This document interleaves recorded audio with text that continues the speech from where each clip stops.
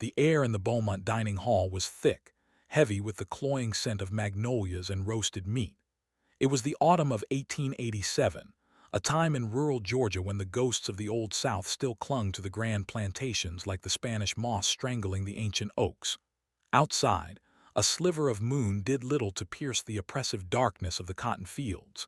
Inside, however, the world was ablaze. Crystal glasses shimmered, reflecting the warm, flickering light of a dozen candelabras. Laughter, loud and self-assured, echoed off the high, plastered ceilings. This was a gathering of consequence, a collection of men who believed they were the masters of their own destiny, and indeed the destiny of many others. At the head of the mahogany table sat Alastair Beaumont, a man whose face was a roadmap of cruel certainties. He raised his glass, his voice booming over the polite murmurs. His guests, fellow landowners and merchants of influence, followed suit. They were celebrating a bountiful harvest, a triumph of their will over the stubborn Georgia soil. But the true star of the evening, the subject of hushed and reverent praise, was not the vintage in their glasses or the succulent roast on their plates. It was the biscuits. They were impossibly light, meltingly tender, with a savory richness that defied description. Each man at the table had eaten 3, some even 4, unable to resist their almost sinful allure.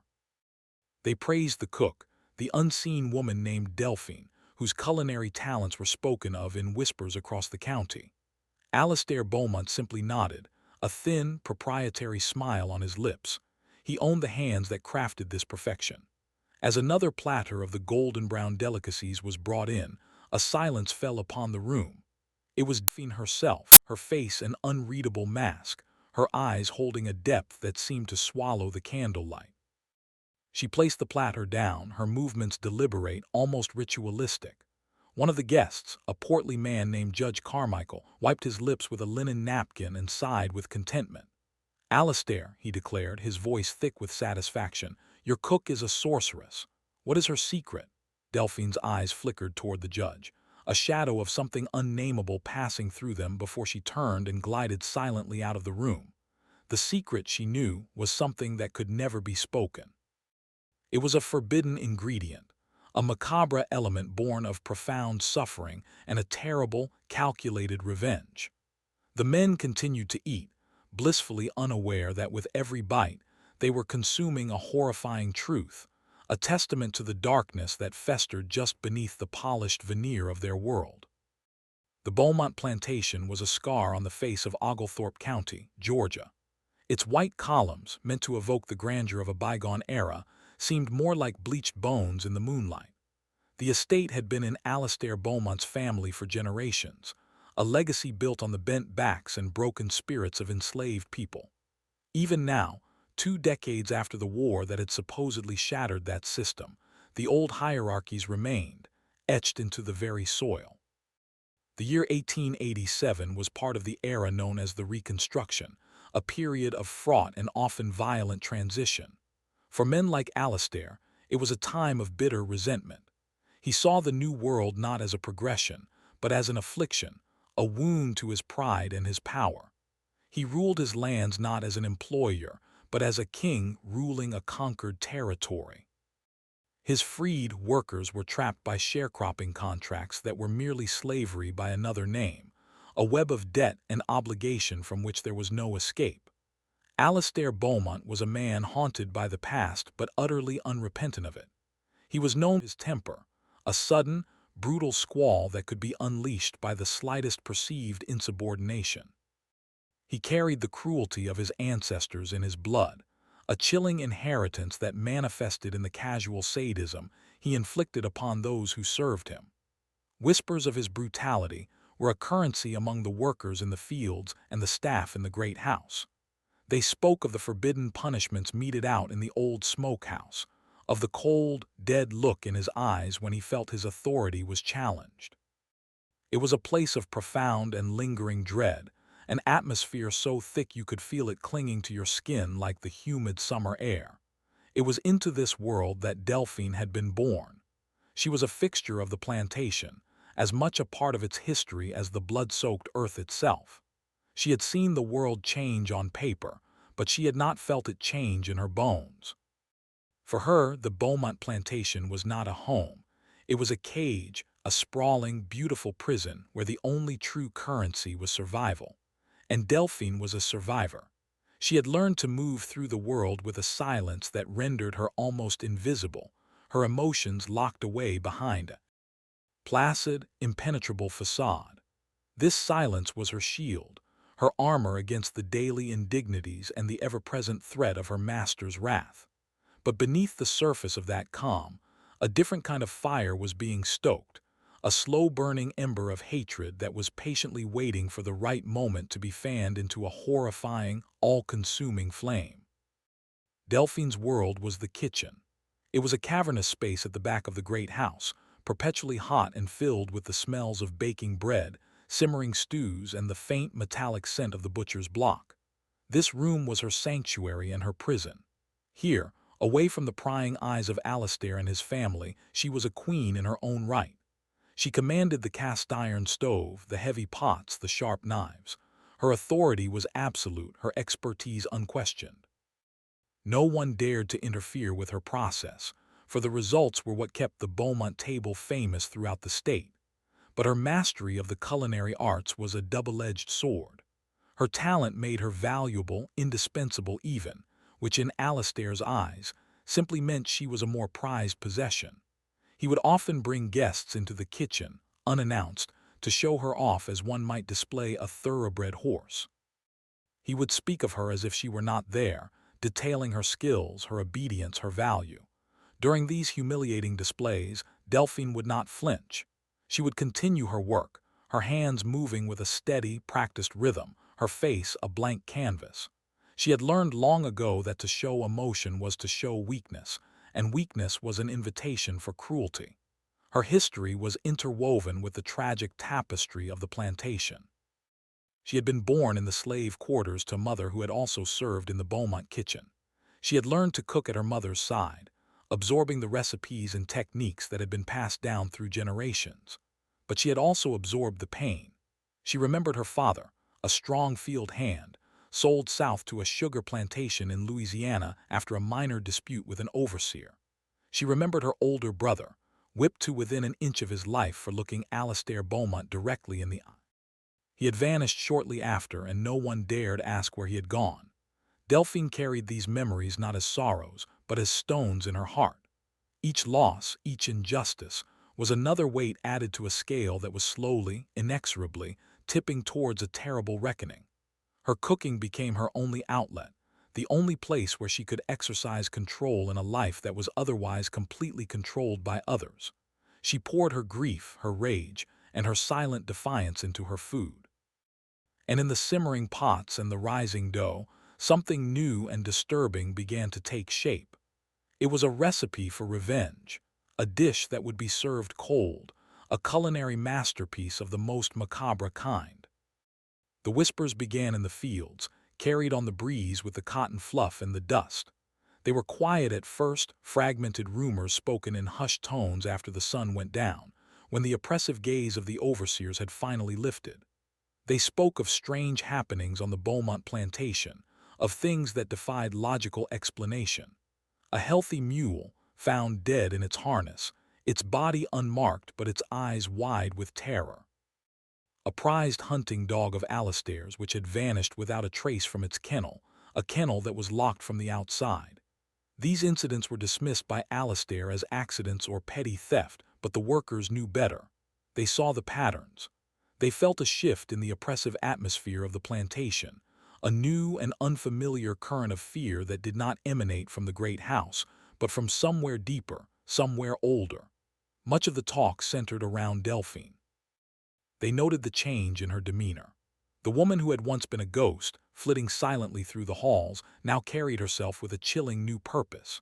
Her silence was no longer one of subservience. It was one of contemplation, of hidden knowledge. Workers would see her venturing into the swamps at the edge of the property, always at dusk, carrying a small, covered basket. She would return hours later, long after the moon was high, her basket seemingly empty but her expression strangely serene. What was she doing in the dark heart of the swamp, a place most people avoided for fear of snakes and restless spirits? Some of the older workers, those who still carried the traditions and beliefs of their African ancestors, suspected she was communing with powers that the white man did not understand. They spoke of hoodoo, of folk magic, of practices that had been banned and driven into the shadows. They said she was gathering roots and herbs, not for cooking, but for crafting gree-gree bags and laying curses. The overseers scoffed at such talk, dismissing it as primitive superstition. But even they felt a growing uneasiness. They noticed how Delphine's gaze would sometimes linger on them, her dark eyes seeming to weigh and measure their souls. One overseer, a particularly cruel man named Jedediah Thorne, who had made a sport of tormenting the field hands, suddenly took ill with a mysterious wasting sickness. The doctor could find no cause, but the workers knew. They had seen Delphine sprinkling a fine, dark powder near the door of Thorne's cabin just days before. Jedediah Thorne eventually vanished, his position quietly filled by another. Alastair Beaumont was annoyed by the inconvenience, but he never investigated the disappearance too deeply. He was a man who cared about results, not methods. As long as the cotton was picked and the food on his table was exquisite, he remained willfully blind to the disturbing undercurrents of his own plantation. He could not imagine that the true threat was not in the fields, but in the very heart of his home, in the hands that prepared his daily bread. The transformation of Delphine was a slow and subtle alchemy of the soul. The years of silent suffering had not broken her. They had tempered her, hardening her heart into something sharp and resilient. The turning point was not a single event, but a gradual awakening to a different kind of power. It began with the discovery of an old, tattered book left behind by her grandmother, a woman who had been a respected healer and spiritual guide among the enslaved community. The book was not filled with words, but with symbols, drawings of plants, and cryptic charts aligning with the phases of the moon. It was a guide to the old ways, a forbidden text of African spirituality that had survived the horrors of the Middle Passage and the brutality of the plantation system. Delphine spent her nights poring over this book by candlelight, deciphering its secrets, her kitchen transforming into a different kind of laboratory. She learned the language of the earth, which root could heal, which leaves could poison, and which barks could induce visions or madness. She learned the rituals that her ancestors had practiced, secretive ceremonies that called upon spirits and forces that existed outside the rigid, unforgiving world of her master. Her nightly excursions into the cypress swamp were no longer aimless wanderings, they were pilgrimages. She gathered Spanish moss, not for stuffing mattresses, but for weaving protective charms. She harvested devil's shoestring to trip up her enemies and black snake root to cloud their minds. She felt a connection to this wild, untamed land, a place that, like her, had resisted being fully conquered by men like Beaumont. This newfound knowledge began to seep into her cooking.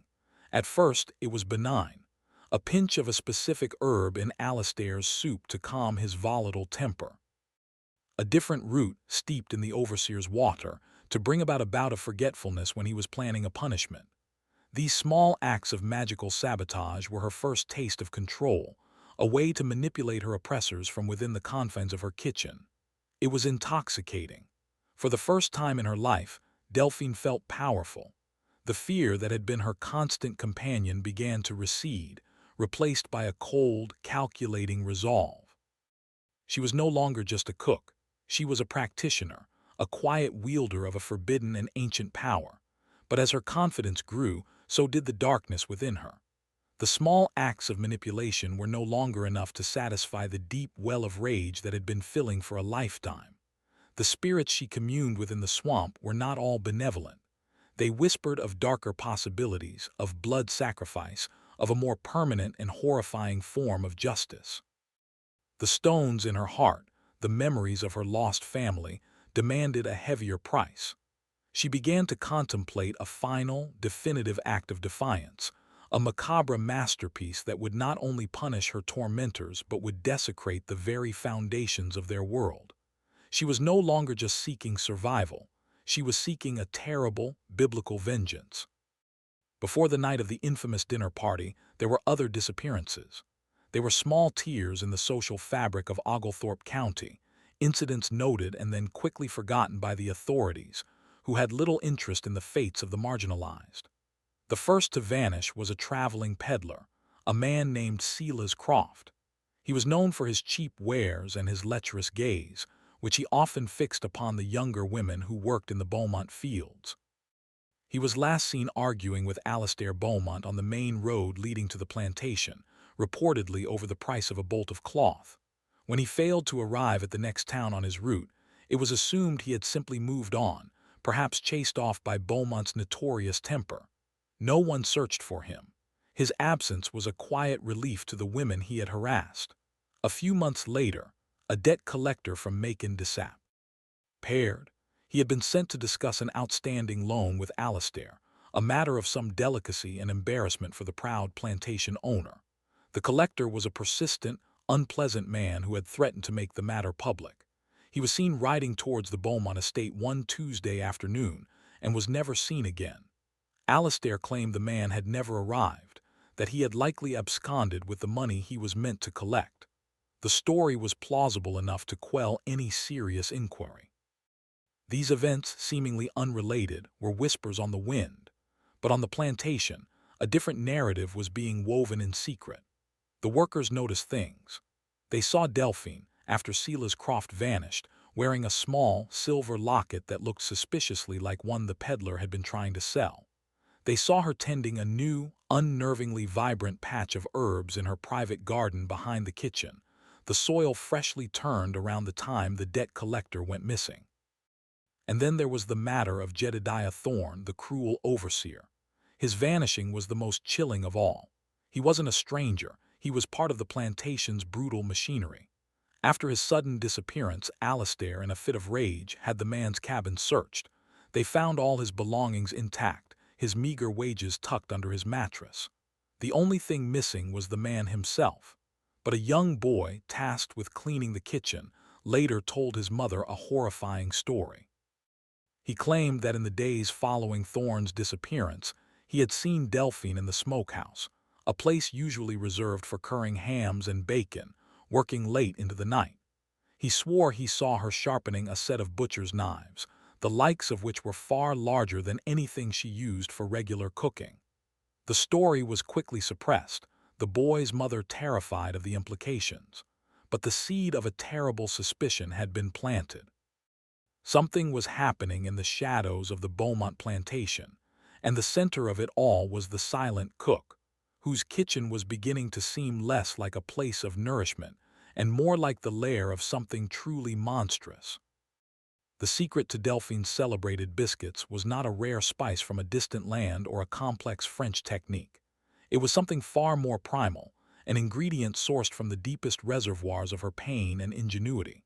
The foundation of the recipe was leaf lard, the highest grade of pork fat, rendered from the soft, visceral fat around the pig's kidneys. It was this specific fat that produced a pastry of unparalleled flakiness and flavor. Every renowned Southern cook knew this. Delphine, however, had discovered a substitute. Her discovery was born of a horrific necessity, an epiphany that came to her in a moment of profound crisis. It began with the plantation's dwindling supplies. Alastair Beaumont, despite his outward displays of wealth, was a man of mounting debts. He began cutting costs, and the quality of the provisions sent to the kitchen declined sharply. The salt pork was rancid, the flour was often weevily, and the precious supply of good rendering lard had all but disappeared. For any other cook, this would be a disaster. For Delphine, it was an opportunity. Her reputation, and by extension her safety, depended on her ability to produce the exquisite meals Alastair demanded. Failure would invite his wrath. She was forced to become resourceful. Her new source of lard came from the very people who had wronged her and the community she silently served. The logic was a twisted, chilling form of poetic justice. The peddler, Silas Croft, with his soft, fleshy hands and corpulent belly, became the first experiment.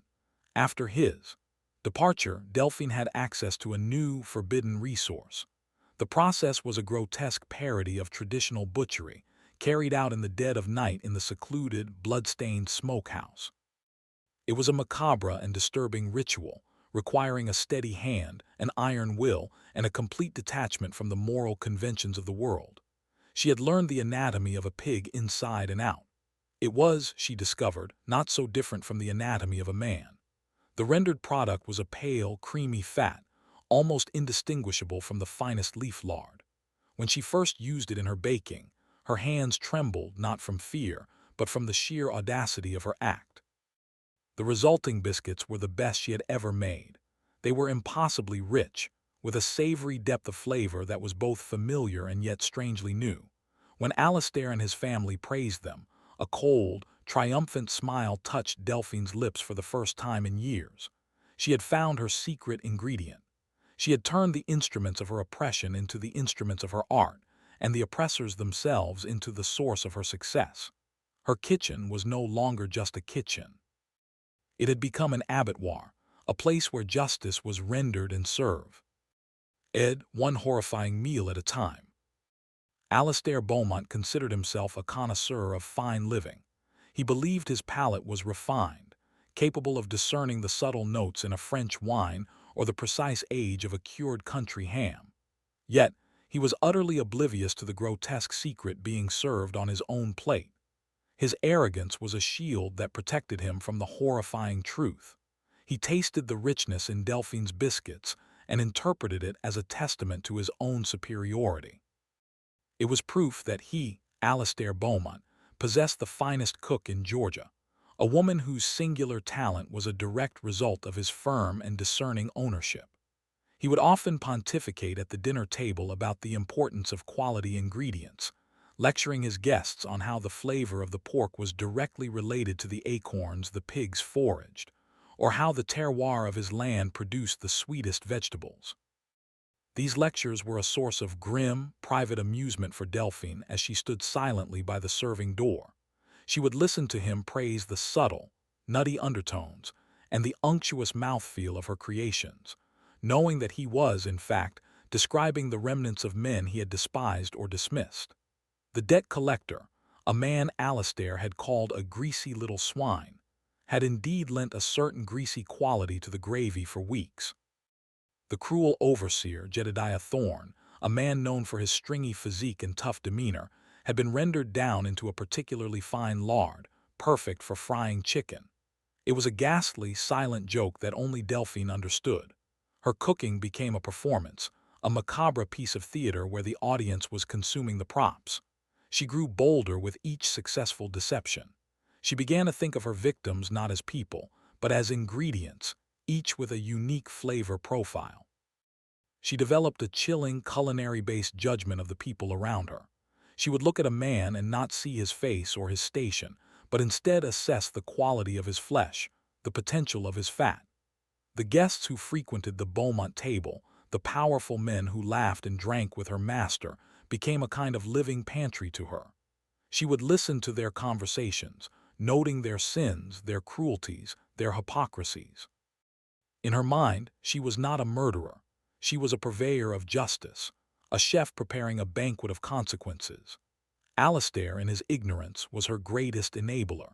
His constant demand for perfection, his refusal to see the humanity in the people who served him, had created the very monster that now fed him.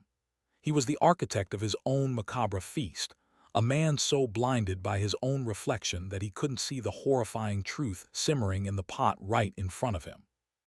His discerning palate was a lie, and every bite he took was an act of unwitting self-desecration. The night of the grand dinner party was intended to be the pinnacle of Alistair Beaumont's social year. The guests were a carefully curated collection of the local elite. Judge Carmichael, whose rulings always favored the wealthy landowners; Colonel Fitzwilliam, a veteran of the Confederacy who spoke of the war as if it were a recent and glorious memory; and a young, ambitious politician named Thaddeus Crowe, who was building his career on a platform of white supremacy and nostalgia for the Old South.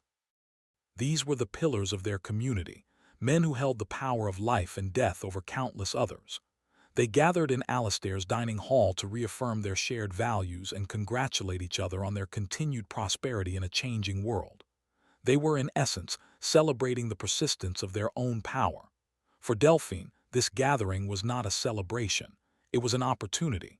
It was the culmination of months, even years, of planning and patient, simmering rage. The guests represented everything she despised. They were the architects and beneficiaries of the system that had stolen her family, her freedom, and her humanity. Tonight, she would not just be serving them a meal. She would be serving them a judgment, a communion of the damned. The preparations for this specific dinner were more meticulous than any before. The special ingredient had been carefully selected. The victim was not a stranger this time, but someone much closer to home, someone whose absence would be felt, yet whose fate would be shrouded in a carefully constructed lie. It was the new overseer, the replacement for Jedediah Thorne. This man, named Barrow, was perhaps even crueler than his predecessor, a sneering brute who took a particular, sadistic pleasure in tormenting the elderly and the children. His disappearance a week prior had been explained away by Alastair as an act of desertion. He had claimed the man stole a horse and fled in the night to escape gambling debts. It was a convenient fiction that no one dared to question. In her kitchen, Delphine performed her dark rite. Tools. The rendering of Barrow was a slow, deliberate process, almost ceremonial. She felt no remorse, only a cold, righteous fury.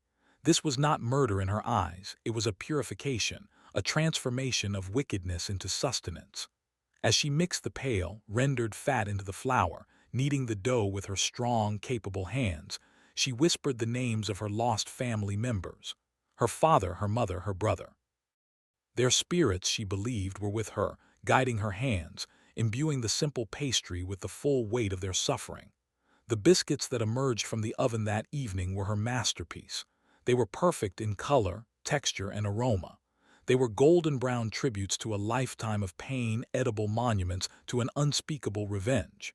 As she arranged them on the silver platter, she felt a profound and terrifying calm. The final act was about to begin. The conversation in the dining hall flowed as smoothly as the expensive bourbon. The men discussed politics, the price of cotton, and the problem of idle and insolent labor. Their words were a casual litany of their own entitlement, each sentence reinforcing the rigid order of their world.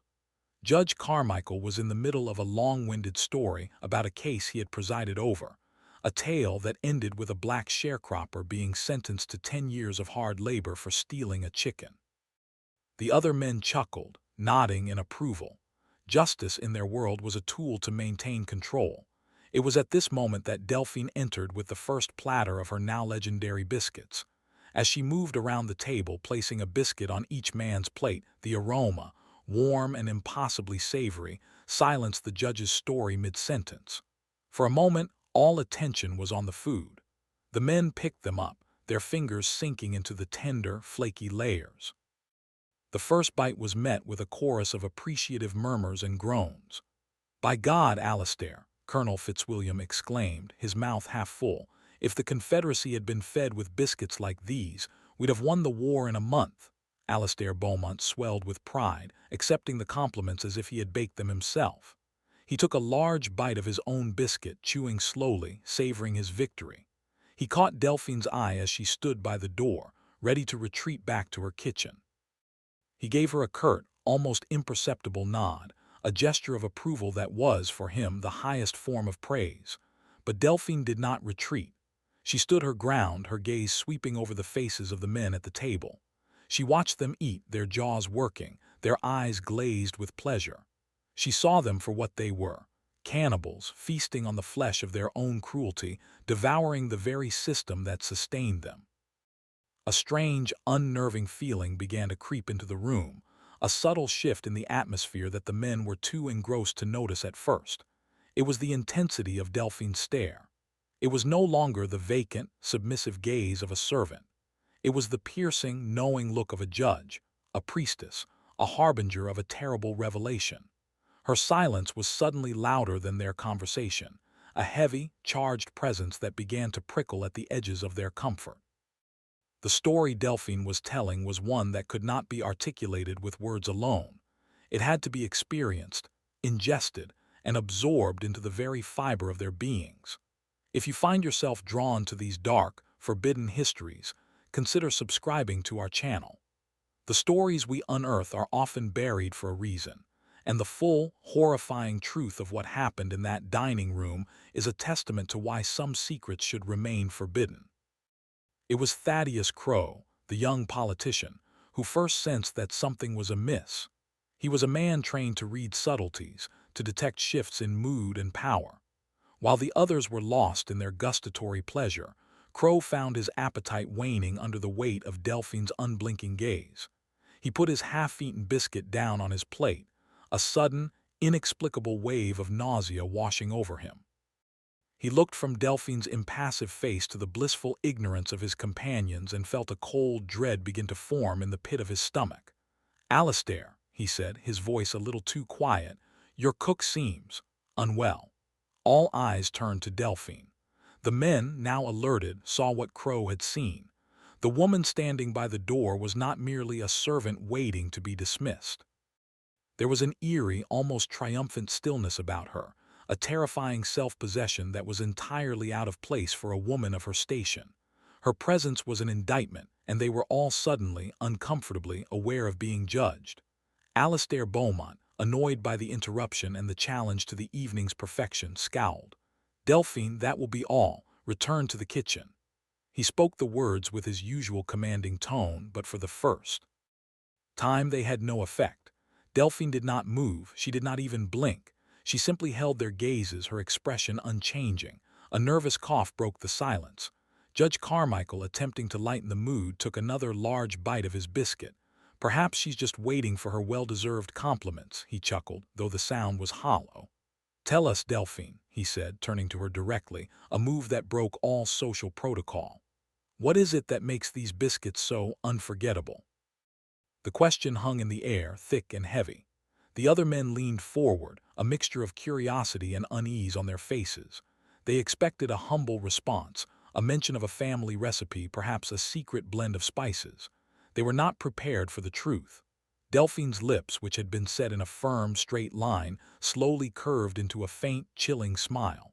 It was not a smile of warmth or pleasure. It was a smile of profound, absolute contempt. She took a single step forward. Her voice, when she finally spoke, was not the quiet, deferential tone they were used to. It was clear, steady, and resonant with a power that seemed to come from the very depths of the earth. "The secret," she said, her eyes locking onto the judge's, "is justice." The word was so unexpected, so utterly alien in that context, that the men could only stare, their minds struggling to comprehend its meaning. Justice. What did justice have to do with baking? The first seeds of a horrifying suspicion were planted, a cold, creeping realization that they were all participants in a ritual they did not understand, and the master of ceremonies was the silent woman they had so long ignored. "Justice?" Alistair Beaumont repeated the word, his voice a low growl. He pushed his chair back, the legs scraping harshly against the polished wooden floor. The convivial atmosphere of the dinner party had completely evaporated, replaced by a tense, suffocating silence. "What nonsense is this? Have you gone mad, woman?" Delphine's smile widened slightly, a horrifying, serene expression that was more terrifying than any outburst of rage. "Not mad, master," she replied, her tone even and devoid of any fear, "just resourceful." She let her gaze drift from Alistair to each of the guests, holding each man's eye for a moment too long.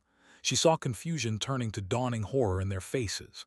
"You gentlemen are always talking about property, about what belongs to you. You talk of your land, your cot, and your horses." She paused, letting the words settle in the silent room. "You have always treated people as property, too. You buy them, you sell them, you use them until they are broken, and then you discard them." Colonel Fitzwilliam, his face turning a blotchy red, slammed his fist on the table. "How dare you speak to us this way? This is insurrection." Delphine ignored him, her attention fixed solely on Alistair. "The overseer, Mr. Barrow," she continued, her voice dropping to a near whisper, "he was your property, was he not? You paid his wages. You owned his time, his labor, his loyalty." Alistair's face went pale. The mention of the missing overseer, so sudden and direct, felt like a physical blow. He had a sudden, sickening premonition, a flash of a terrible, impossible idea that his mind recoiled from. "What about him?" he managed to stammer. He fled, stole a horse. He was a cruel man, Delphine stated simply, as if discussing the weather. He took pleasure in the pain of others. A man like that, his flesh is tough, stringy, not ideal, but his fat. She made a small gesture with her hand, a chef describing an ingredient. When rendered slowly over a low fire, it becomes pure. It becomes a fine white lard, the finest lard I have ever worked with. It makes for an exquisitely tender biscuit. A collective gasp went through the room. Judge Carmichael's face turned a sickly shade of green. He looked down at the half-eaten biscuit on his plate, his mind reeling, refusing to make the final, monstrous connection. But the truth was there, laid bare in the center of the room, as undeniable and horrifying as the woman who had just uttered it. The men stared at their plates, then at each other, their expressions a grotesque tableau of disbelief, revulsion, and dawning, abject terror. They had not just been eating a meal. They had been part of a forbidden, cannibalistic sacrament. The immediate aftermath of Delphine's confession was a scene of pure pandemonium. Judge Carmichael let out a choked, guttural cry and scrambled away from the table, knocking over his chair as he clawed at his own throat, desperately trying to vomit.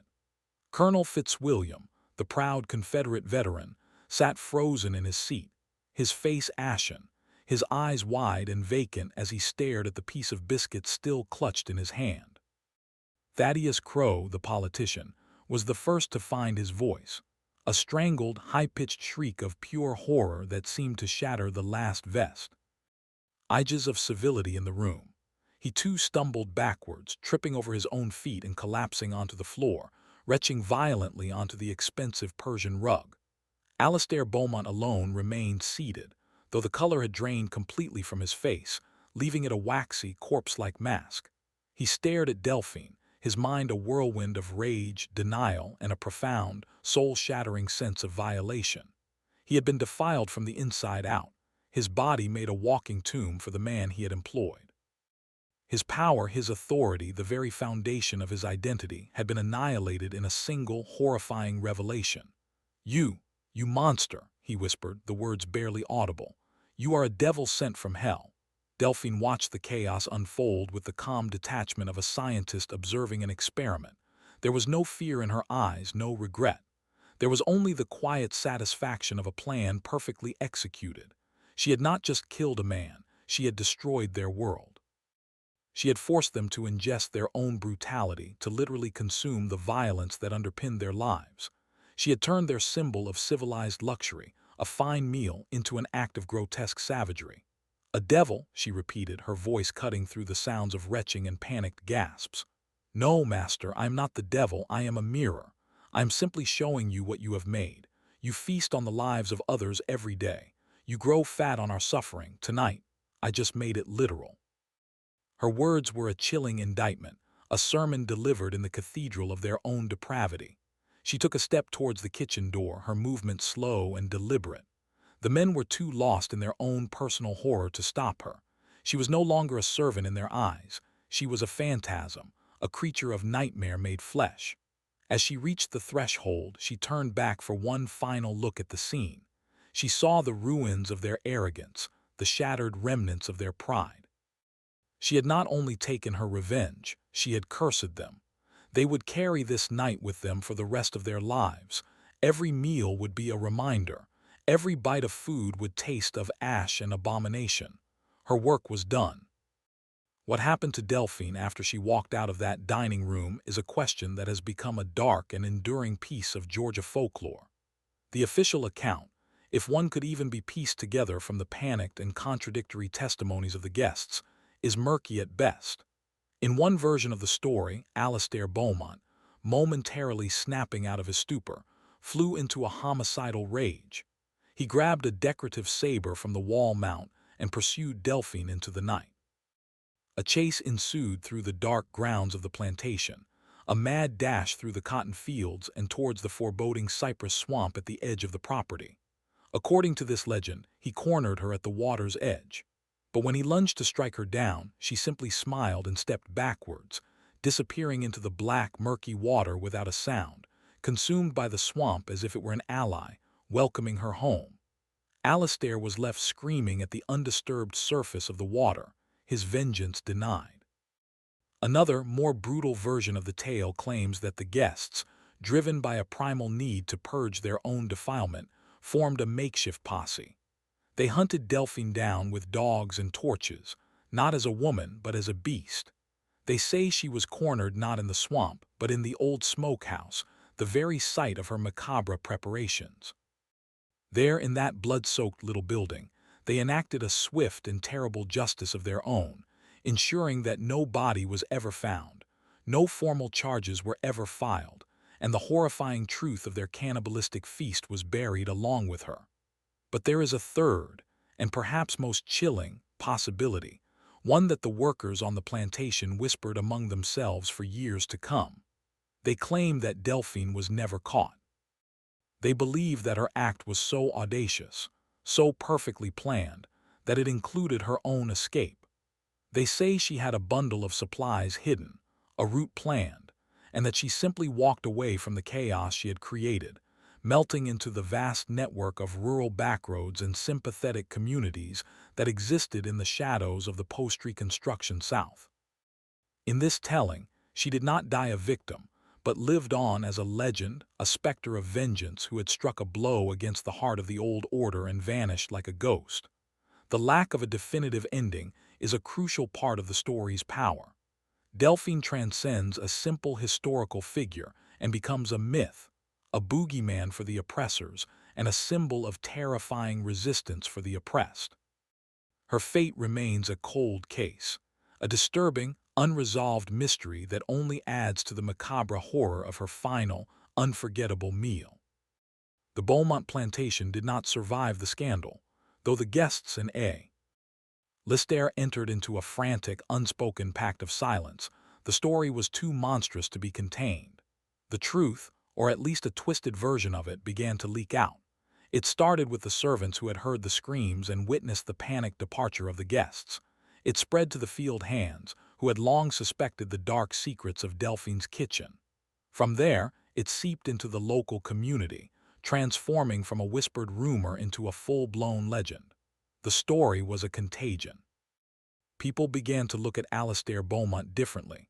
They saw not a proud patriarch but a defiled man, a fool who had been fed the flesh of his own hireling. He became a social pariah, his name synonymous with grotesque horror and humiliation. His invitations were politely declined, his business associates found excuses to sever ties, and his authority, once absolute, crumbled into dust. He was a haunted man, living in a haunted house. He reportedly became a recluse, rarely leaving the confines of his estate. He was said to be tormented by phantom tastes and smells, unable to eat a meal without being overcome by violent fits of nausea. The grand dining room was boarded up, the fine china and silver locked away, forever tainted by the memory of that night. The plantation itself fell into ruin. The fields went fallow as workers, spooked by the dark legends, abandoned the cursed land. The sharecroppers broke their contracts and fled, preferring the uncertainty of the open road to the malevolent atmosphere that now clung to the Beaumont estate. The grand house, once a symbol of power and prosperity, began to decay. Paint peeled from the columns, shutters hung crooked on their hinges, and the once manicured gardens were choked with weeds and strangling vines.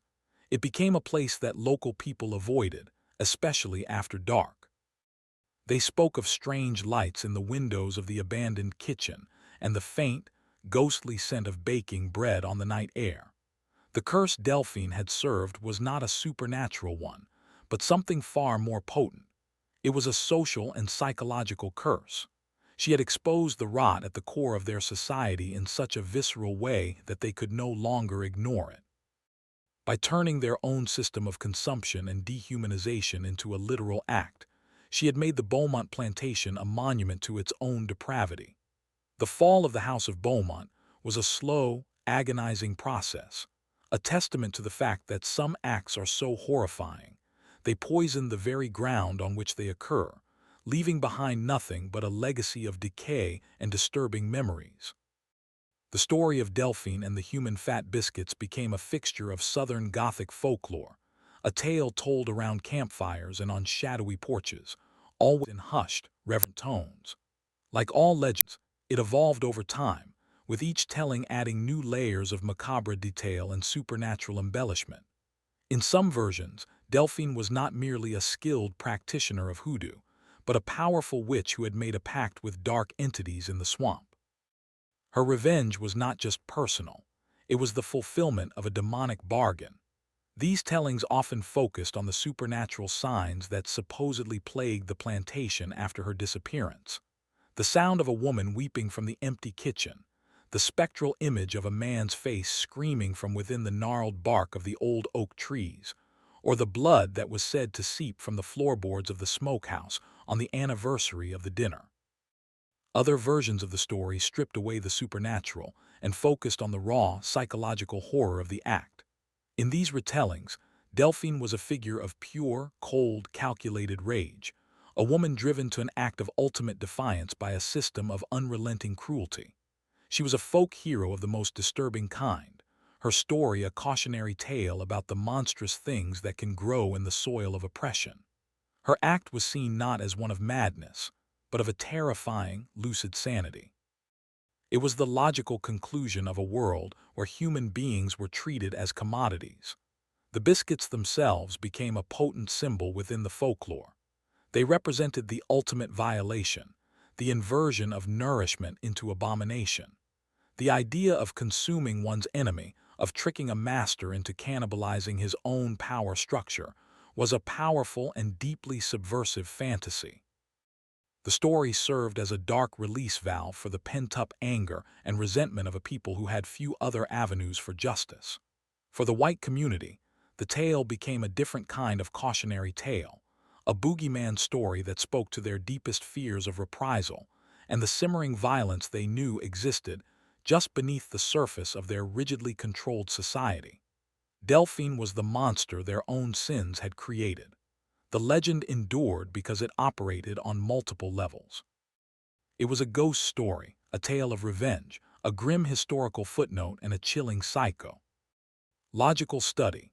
It was a story that refused to be forgotten, a macabre recipe passed down through generations, a permanent stain on the history of a small Georgia county, a reminder of a night when the forbidden was served for dinner, and everyone at the table had a slice. To understand the depths of Delphine's revenge, one must first understand the particular brand of cruelty embodied by Alastair Beaumont. He was not a man of explosive, unpredictable rages. His sadism was far more refined, more psychological. He was a master of humiliation, an artist of despair. He understood that breaking a person's spirit was more effective than merely breaking their body. One of his preferred methods of punishment was deprivation, not of food or water, but of something far more precious, connection.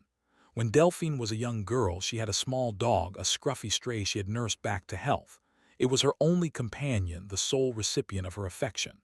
Alastair, noticing the bond, saw it not as a touching display of humanity, but as a weakness to be exploited.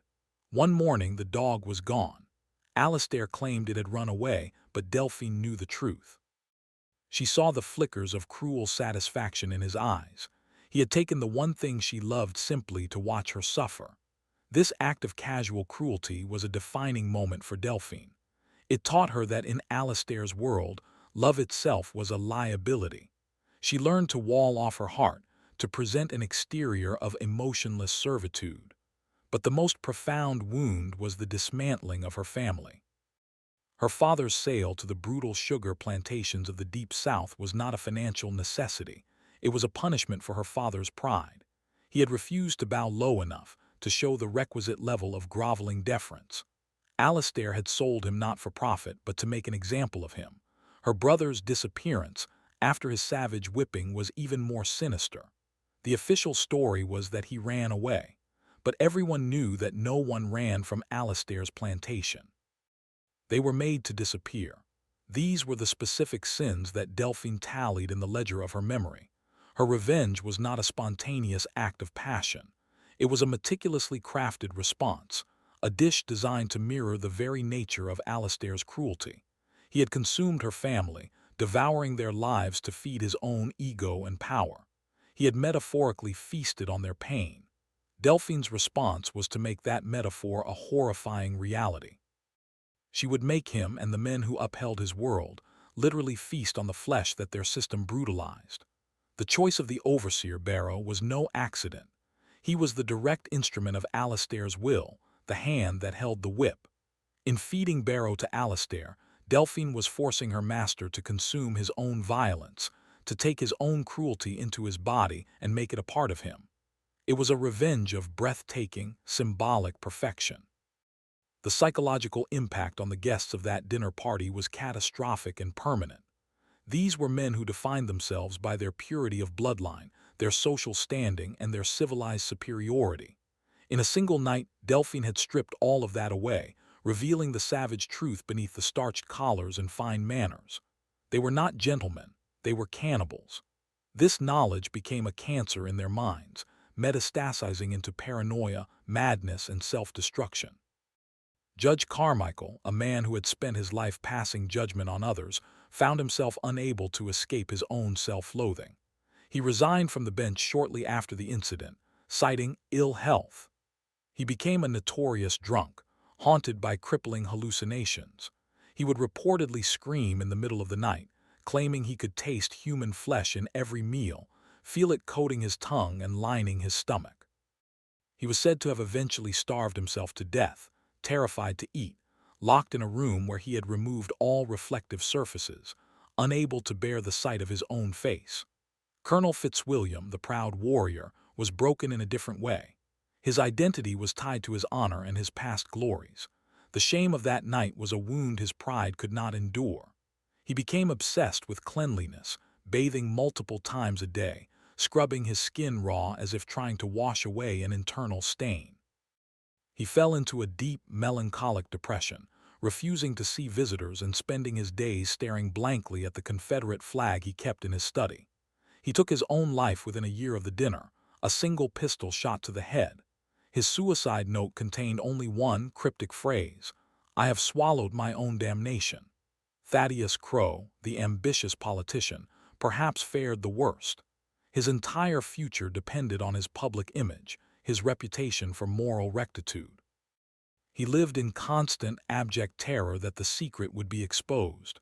This paranoia drove him to madness. He developed a labo. Rate conspiracy theories, believing that Delphine was still alive and was sending spies to watch him, to poison his food.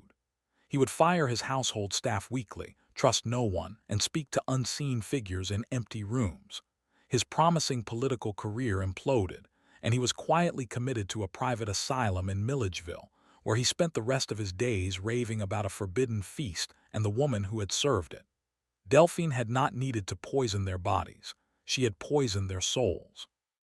Her revenge was a psychological masterpiece, a contagion of the mind that destroyed her enemies from the inside out, proving that the most horrifying wounds are the ones that can never be seen. The true genius of Delphine's macabre plan lies in its use of the mundane. The biscuit was not an exotic or suspicious food. It was the cornerstone of the Southern table, a symbol of home, comfort, and hospitality. It was a food so common, so trusted, that it was utterly beyond suspicion. This choice was a deliberate and calculated act of psychological warfare. By corrupting the most ordinary of items, Delphine ensured that her violation was total. If a simple biscuit could be a vessel for such horror, then nothing was safe. The world itself, the very fabric of her master's reality, became suspect. Every comfort could be a trap, every pleasure could be a disguise for the profane. This is a tactic that strikes at the deepest human fears. We expect danger to announce itself, to come in the form of a predator with bared teeth or a declared enemy with a weapon. We do not expect it to arrive on a silver platter, disguised as our daily bread. Delphine understood this instinctively. She had spent a lifetime observing the blind spots of the powerful. She knew they were so insulated by their privilege that they could not conceive of a threat emanating from their own kitchen, from the hands of a woman they considered less than human. Their arrogance was the key that unlocked their destruction. Furthermore, the act of eating is profoundly intimate. It is the process by which we take the outside world and make it a part of ourselves. Delphine weaponized this intimacy. She forced her enemies to participate in their own defilement, to willingly, even joyfully, welcome the abomination into their own bodies. They could not claim to be passive victims of an attack. They were active, enthusiastic participants in a cannibalistic act. This complicity is what ultimately destroyed them. It was not just that they had eaten human flesh. It was that they had savored it. They had praised its flavor, its texture. Their own palates, their own senses, had betrayed them, making them accomplices to the desecration of their own humanity. Had she simply poisoned them, it would have been a straightforward act of murder. But by feeding them their own sins, she achieved something far more profound and diabolical. She forced upon them a horrifying self-knowledge from which they could never recover. They had looked into the abyss of their own depraved world, and the abyss had stared back from their dinner plates. The story's persistence in oral tradition, particularly within the African American communities of the South, speaks to its power as a form of hidden transcript. This is a term used by scholars to describe the disguised, private discourse of subordinate groups. In public, under the watchful eye of the powerful, one must adhere to the expected script of deference and submission. But in private, among trusted peers, a different story can be told, a story of resistance, critique, and fantasies of revenge. The legend of Delphine is a hidden transcript of the most visceral kind. In a world where open defiance meant certain death, the story of a cook who orchestrates such a complete and horrifying victory over her oppressors was a powerful form of psychological release. It was a way to speak the unspeakable, to imagine a world turned upside down, where the master is brought low by the very servant he scorns. Telling the story was an act of rebellion in itself. It kept alive the spirit of resistance, even when open revolt was impossible. It affirmed that even in the most powerless of positions, one could still possess agency, intellect, and the capacity for a terrible, righteous anger. The story also served as a form of cultural memory, a way of preserving the history of suffering in a form that was both memorable and potent. The graphic, macabre details of the tale ensured it would not be forgotten. It was more powerful than a simple list of injustices because it engaged the listener on a deep, emotional level. It evoked horror, but also a grim sense of satisfaction. It was a story that validated the rage of the oppressed and confirmed their darkest suspicions about the moral depravity of their oppressors. For generations of people who were denied access to formal history books, who were told that their own experiences did not matter, stories like Delphine's became their history. They were dark, disturbing, and often embellished, but they contained a deeper truth about the psychological realities of life under a brutal regime.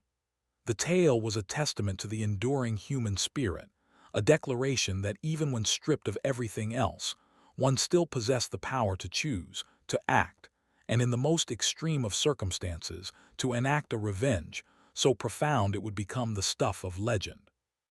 This is the history that is rarely written down, the kind that festers in the dark. To hear more of these banned and forbidden stories from the shadows of the past, make sure you've subscribed and hit the notification bell. What happened within the walls of the Beaumont plantation was more than a simple act of revenge. It was the creation of a curse that would linger for over a century. Let us consider for a moment the smokehouse. On any other plantation, this small, windowless outbuilding was a place of preservation, of sustenance. It was where the bounty of the hunt and the harvest was cured, smoked, and stored to feed the family through the lean winter months. It was a symbol of foresight and domestic security. On the Beaumont plantation, under Delphine's terrifying new regime, the smokehouse was perverted into its opposite. It became a place of desecration, a profane temple where human beings were processed like cattle. The air, once thick with the savory scent of hickory smoke and currying hams, now held a different, more sinister aroma. The hooks that once held sides of bacon now served a far more gruesome purpose. The salt bins, used to draw moisture and preserve the meat, were now used to cure a forbidden flesh. The transformation of this space is a powerful metaphor for Delphine's entire project. She took the tools and spaces of her servitude and repurposed them into instruments of her vengeance. The kitchen, a place of nourishment, became a laboratory for abomination. The smokehouse, a place of preservation, became an abattoir. She mirrored the very process of slavery itself, which took human beings and redefined them as tools, as property, as livestock. Delphine simply took this brutal logic to its horrifying, literal conclusion. If men were to be treated as animals, then they would be butchered and consumed as animals. This inversion of the natural order is what makes her actions so profoundly disturbing. It is not just the act of cannibalism, but the cold, systematic, almost industrial way in which it was carried out. The image of her, working alone in the firelight of the smokehouse, with the steady, practiced hands of a butcher, is perhaps the most chilling part of the entire legend. There is no hint of frenzied madness in this vision. It is the work of a clear-eyed, methodical artist of the macabre. The smokehouse became her secret domain, a place where the power dynamics of the plantation were flipped entirely. Outside its walls, she was a slave, a possession. But inside, surrounded by her gruesome work, she was the ultimate master, wielding the power of life and death, deciding who was fit for consumption and who was not. The building itself absorbed the horror, becoming a focal point for the legends that would follow, a place where the veil between the world of the living and the world of the damned was said to be perilously thin. One must ask, could such a thing really have happened? In the fog of legend and folklore, it is easy to dismiss the story of Delphine as a macabre fantasy, a tall tale designed to shock and entertain. There are no official court records, no newspaper articles from 1887 detailing a cannibalistic feast in Oglethorpe County. The story exists almost entirely in the realm of oral history, a ghost passed down through whispers. However, the absence of official documentation does not mean it is untrue. In the post-Reconstruction South, the justice system was notoriously biased. The word of a black woman, especially one accusing prominent white men of such a debased act, even one she herself had orchestrated, would have been worthless. Furthermore, the men involved, a judge, a colonel, a politician, would have had every reason to use their immense power and influence to suppress the story, to erase it from the official record completely. Their own survival and sanity depended on it. The historical context makes the story plausible, if not provable. The period was one of intense violence and social upheaval. The lines between law and lawlessness were often blurred. Disappearances were common, and the fates of transient workers, peddlers, or disliked overseers were rarely investigated with any rigor. A determined and intelligent individual like Delphine could certainly have exploited this chaos. The practice of slave catching had created a vast, informal knowledge of how to track people, but also how to disappear, how to cover one's tracks. And while cannibalism is a profound taboo, it is not unheard of in human history, often emerging in contexts of extreme oppression, starvation, or as a form of ritualistic warfare. Delphine's act, if it occurred, was a form of the latter, a ritual of vengeance. It was a way of consuming the enemy's power, of utterly destroying them on a spiritual level. The most compelling argument for the story's veracity, however, is its psychological truth. Whether or not Delphine literally served human fat biscuits, the story captures the profound horror and dehumanization of the chattel system and its aftermath. It speaks to a rage so deep, a desire for justice so absolute, that it could only be expressed through such a monstrous, taboo-breaking act. The legend of Delphine is a testament to the fact that when you systematically deny people their humanity, you risk creating something that is no longer bound by human rules. The story terrifies not because it might be a fantasy, but because, in the dark heart of American history, it feels horrifyingly possible. Let us re-examine the figure of Thaddeus Crowe, the politician. In many ways, he is the most crucial character in the story, apart from Delphine and Alistair. He represents the future of the South, the new South that was attempting to rise from the ashes of the Confederacy. He was a man of rhetoric, of image, of carefully constructed narratives. His entire career was built on the idea of a noble, civilized society that, while maintaining its racial hierarchy, was moving past the unpleasantness of the war and slavery. He was the embodiment of the South's desperate attempt to whitewash its own history. Delphine's act was a direct assault on this fragile new narrative. She did not just expose the hypocrisy of the old guard like Alastair and the Colonel. She poisoned the well for the future. By forcing Thaddeus Crowe to participate in her feast, she symbolically forced the New South to consume the sins of the old. She was saying, "You cannot build a new future without acknowledging the rotten foundation upon which you stand. You cannot escape the past. The past is inside you now." The politician's descent into madness is therefore highly symbolic. His paranoia, his belief that the secret would be exposed, is a metaphor for the South's own deep-seated anxiety about its history. The region has always been haunted by the ghosts of slavery, a secret that it simultaneously denies and desperately tries to keep buried. Crowe's personal madness reflects the broader societal madness of trying to build a stable society on a foundation of lies and unacknowledged atrocities. He becomes a gibbering wreck, obsessed with conspiracies and poison, because he has internalized the fundamental poison of his own culture. Delphine's revenge on Crowe was perhaps the most forward-thinking. She did not just punish a man, she sabotaged a political movement. She took its rise star and turned him into a walking, raving symbol of the very depravity he sought to conceal. His eventual confinement in the Milledgeville Asylum, a place notorious for its horrific conditions, is the final, bitter irony.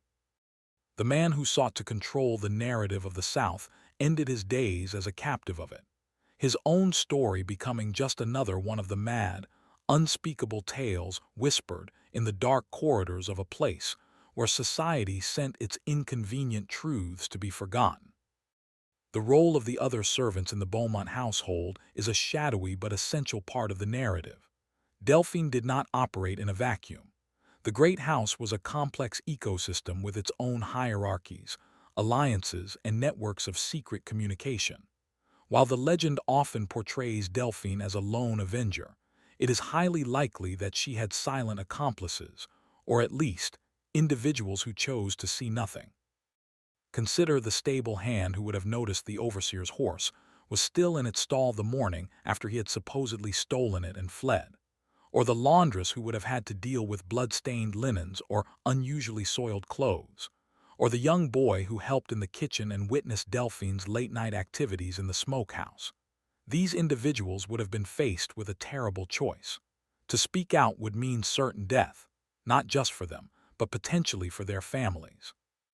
Alastair Beaumont would not have tolerated such an accusation, and the word of a servant against a master was less than meaningless.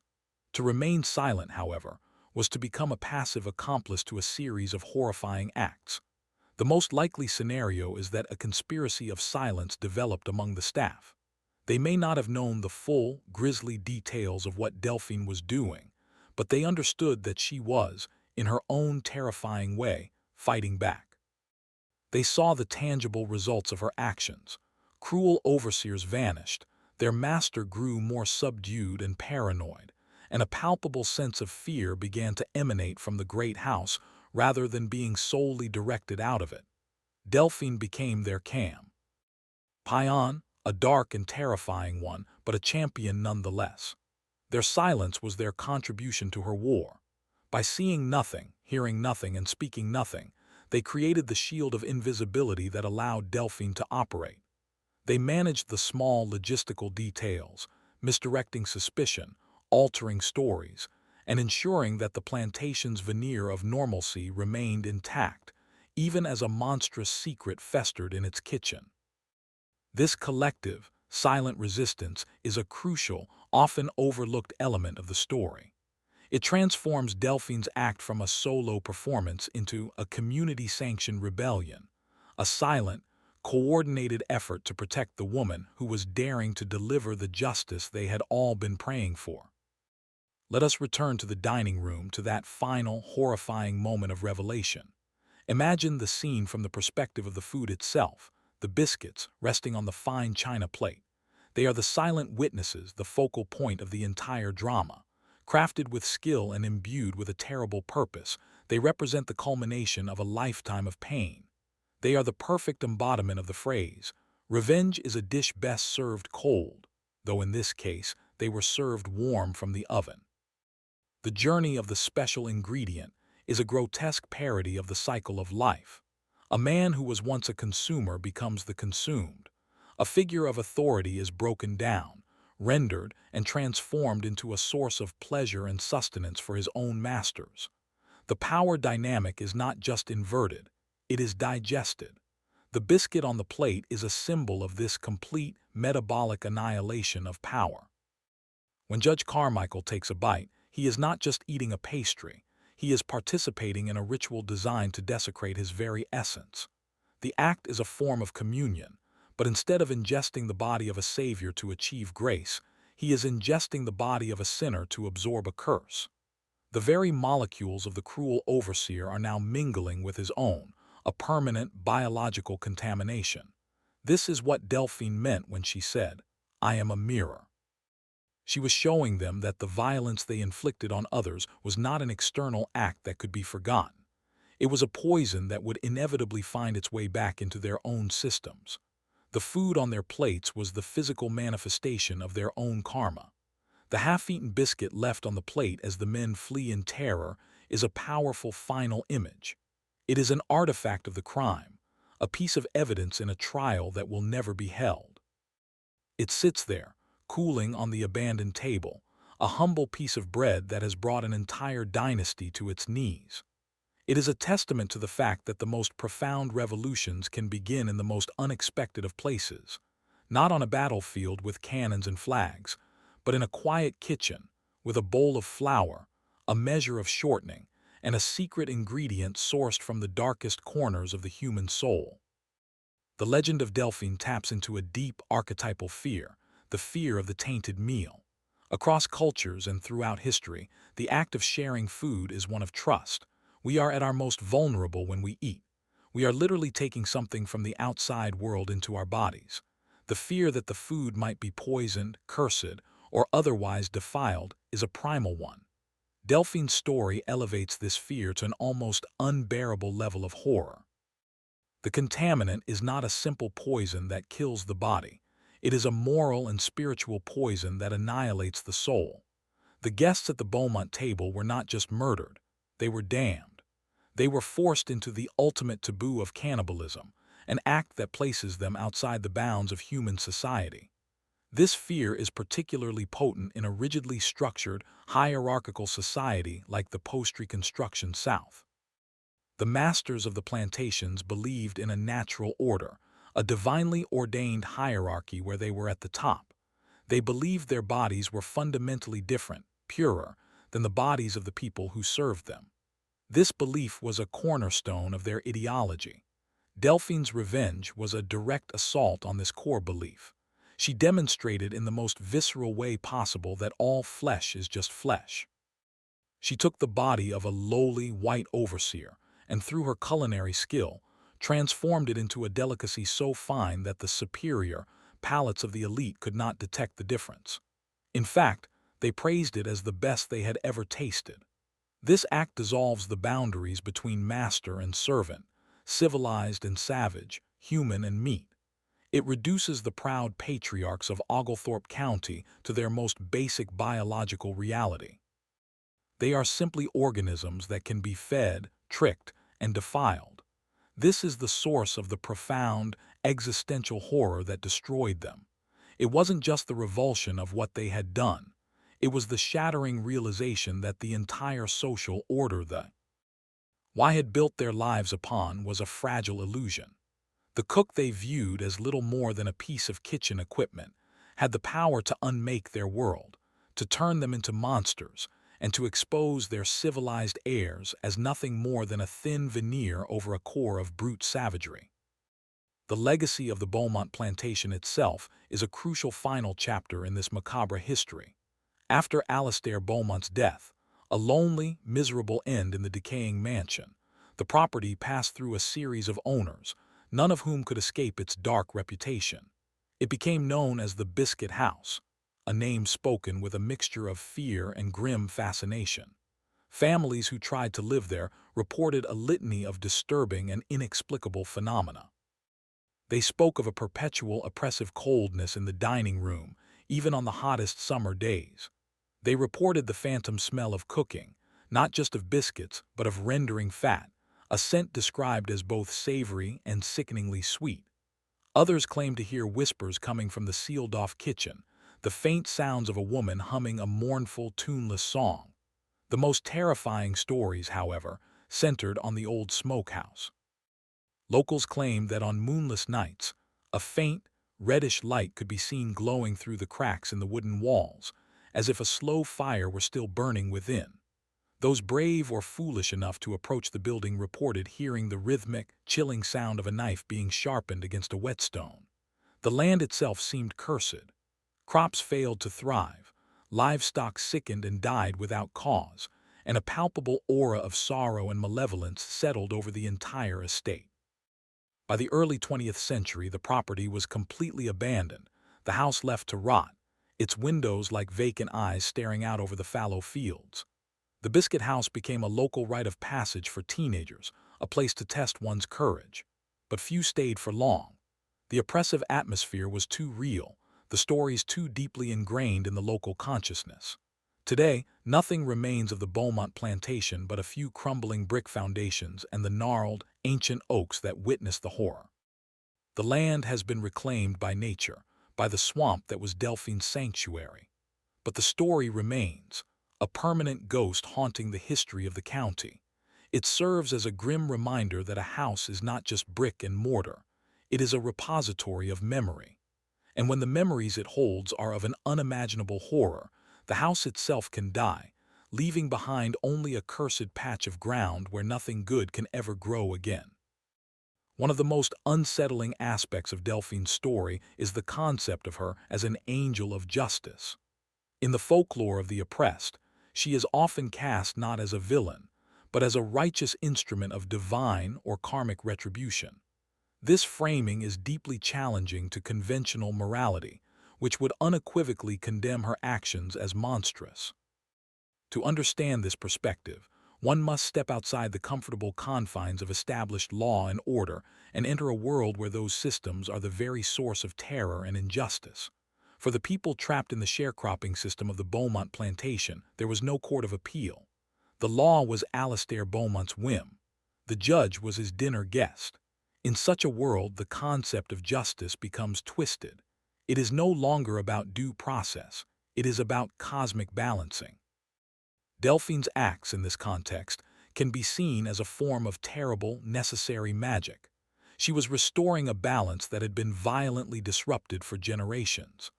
The men she targeted were not random victims. They were, in her eyes and the eyes of her community, moral monsters who were already guilty of capital crimes. They were murderers, torturers, and traffickers of human souls. Delphine was simply their executioner, and her method was a form of poetic justice that was as sublime as it was horrifying. This interpretation does not excuse the cannibalism, but it reframes it. The act becomes less about a descent into savagery and more about a ritualistic purification. By forcing the masters to consume the flesh of their own system, she was holding up a mirror to their souls and forcing them to confront the monstrous nature of their own world. She was not dragging them down to her level. She was revealing that they had been living in the depths all along. This is a disturbing and morally complex idea. It suggests that in the face of absolute evil, the only appropriate response may be an act of absolute, taboo-shattering horror. Delphine becomes a figure akin to a fury from Greek mythology, a supernatural agent of vengeance sent to punish the wicked. She operates on a plane beyond human morality, a chilling testament to the fact that when human systems just fail completely, something older and far more terrifying may rise from the depths to take their place. The final sentence, Ori detail of the story, the taste of the biscuits, is worth contemplating. What did they actually taste like? The guests described them as impossibly rich, savory, and tender. This seemingly small detail is key to the horror. The product of this monstrous act was not foul or disgusting, it was delicious. This fact serves as a profound and disturbing commentary on the nature of exploitation. The system of slavery and its aftermath was, at its core, about transforming human suffering into luxury for a select few. The comfort, wealth, and good life of men like Alastair Beaumont were built directly upon the pain and brutalization of others. They were, in effect, consuming human lives to sweeten their own. Delphine's biscuits make this metaphor literal. The richness that the guests praised was the richness of a human life, rendered down and converted into a fleeting moment of culinary pleasure. Their enjoyment of the meal is a confession of their own complicity in the larger system. They find the taste of oppression to be exquisite. This detail also speaks to Delphine's terrifying genius. A lesser artist of revenge might have made the biscuits taste strange or off, to hint at the transgression. But Delphine's mastery was so complete that she made the profane taste divine. She proved that the flesh of the oppressor was not only consumable but desirable. This forces a deeply uncomfortable question. Is the sweet life of the powerful always, in some way, seasoned with the suffering of the powerless? Delphine's act suggests that it is, and that the only difference is that she removed the polite fiction that separates the consumer from the consumed. She collapsed the supply chain, bringing the raw material of the system directly to the dinner table.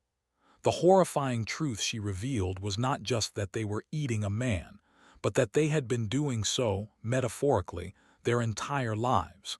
The biscuits just had the honesty to taste like it. The absence of a body is a recurring theme in the Delphine legend. The peddler, the debt collector, the overseers, they all vanish. Their disappearances are clean, efficient, and total. This lack of physical evidence is part of what allows the story to exist in the realm of folklore rather than verifiable fact. It is also a source of its enduring horror. A confirmed death provides closure. A body can be buried, mourned, and eventually the world moves on. But a disappearance is a permanent wound, a question that can never be answered. The void left by the vanished person is a constant, haunting presence. Delphine's method of revenge ensures that her victims are denied even the dignity of a grave. They are not just killed, they are erased. They are unmade, their bodies broken down and reabsorbed into the system, their very atoms scattered in the digestive tracts of their peers and the soil of the plantation. This is the ultimate act of dehumanization, a terrifying mirroring of the way the slave system erased the identities, families, and histories of the people it consumed. Delphine's final vanishing act is the capstone of this theme. Whether she escaped, was killed and hidden, or was consumed by the swamp, the result is the same. She leaves no trace. She becomes a ghost, a myth, a being who stepped out of the natural order to deliver her judgment and then receded back into the shadows. This lack of closure is intentional. It ensures that she can never be captured, categorized, or safely confined to the pages of a history book. She remains at large, a free-floating specter of vengeance. By having no grave, she can be everywhere. She is in the rustle of the leaves in the swamp, the creak of an old floorboard, the uneasy feeling one gets when passing a forgotten rural cemetery. Her story, like her physical form, can never be pinned down. It is a perpetual cold case, a disturbing mystery that invites endless speculation and ensures that the horror of her deeds will never fully be laid to rest. Let us consider the possibility that the story is not true in its literal sense, but that it serves as a powerful allegory. What if there was no cannibalism but an act of poisoning, and the tale of the human fat biscuits was a later embellishment, a macabre flourish added to make the story more memorable and shocking? In this interpretation, the core of the story remains the same. A cook, pushed to the brink, enacts a deadly revenge on her master and his powerful guests. The poisoning itself would have been a shocking enough event, but the addition of the cannibalism element elevates the story from a simple crime narrative to something far more profound. The cannibalism becomes a potent metaphor for the all-consuming nature of the Southern plantation system. This system was economically, socially, and morally cannibalistic. It consumed the bodies of black laborers to produce cash crops. It consumed the moral integrity of the white masters, turning them into tyrants. It consumed the very soul of the nation, leading to a bloody civil war. The story of Delphine, then, is a grand Gothic metaphor that lays this truth bare. The biscuits are not just biscuits, they are the symbolic product of the entire system: the cotton, the sugar, the tobacco, all of which were fattened by human misery. When Alastair and his guests eat the biscuits, they are symbolically ingesting the very essence of the world they have created. The resulting horror and madness are not just from a single, gruesome meal, but from the sudden, terrifying realization of the nature of their entire existence. Viewed as an allegory, the story becomes even more powerful. It is not about a single, isolated incident of macabre revenge. It is about the fundamental horror of a society that treats people as raw materials. The legend endures not because people necessarily believe a woman made biscuits out of a man, but because they recognize the deeper, allegorical truth that the story represents. It is a folk tale that managed to diagnose the sickness of an entire culture and distill it into one unforgettable, horrifying image: a plate of warm, golden brown biscuits served with a side of damnation. The gender dynamics at play in this story are fundamental to its power. Delphine's arena of power is the kitchen, a traditionally female domain. In the patriarchal society of the Old South, the kitchen was seen as a place of domestic servitude, far removed from the important male worlds of politics, business, and violence. Delphine's revenge is a terrifying inversion of this stereotype. She transforms the domestic sphere into a theater of war. The tools of her trade, knives, ovens, rendering pots, are transformed from instruments of nourishment into weapons of mass destruction. Her culinary skill, a source of praise and pride for her master, becomes the very thing that destroys him. This is a profound form of subversive resistance. She uses the master's own expectations and prejudices against him. Alastair and his guests see Delphine as a safe, non-threatening figure precisely because she is a woman confined to the kitchen. They cannot conceive that this space, which they associate with comfort and sustenance, could be the source of their annihilation. Her femininity becomes a form of camouflage, allowing her to plan and execute her horrifying plot in plain sight. Furthermore, the act of feeding is deeply symbolic. It is an act associated with motherhood, with nurturing, with life-giving. Delphine perverts this sacred, feminine act into its demonic opposite. She feeds her children not life, but death and damnation. She is the ultimate terrible mother archetype, a figure who serves a meal that consumes the soul.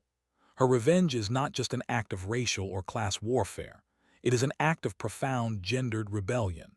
She takes the prescribed role of the docile, nurturing female servant and twists it into a mask for a calculating, ruthless avenger. She demonstrates that the kitchen, so often dismissed as a powerless space, can be the most dangerous room in the house. It is the place where the raw materials of the world are transformed, and in her capable, vengeful hands, this transformation becomes a weapon of terrifying power. The final, lingering question is about the nature of evil.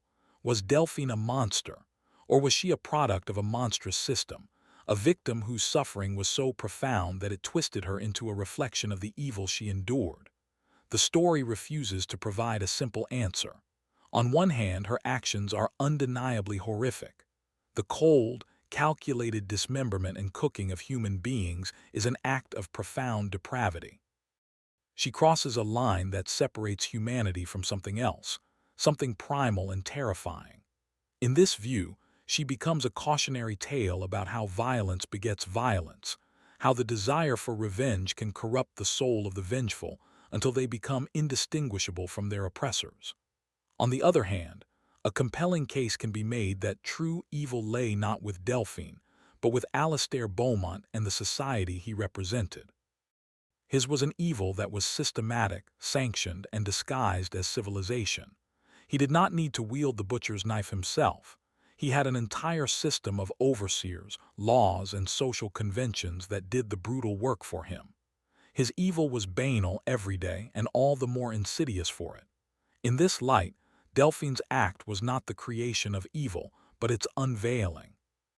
She was a catalyst, a chemical agent that simply revealed the monstrous reality that was already present, hidden just beneath the surface of Southern hospitality. She did not invent cannibalism. She merely served it to the people who had been practicing it metaphorically all along. The story leaves us in a place of profound moral ambiguity. We are repulsed by Delphine's methods, yet we cannot help but understand the rage that drove her.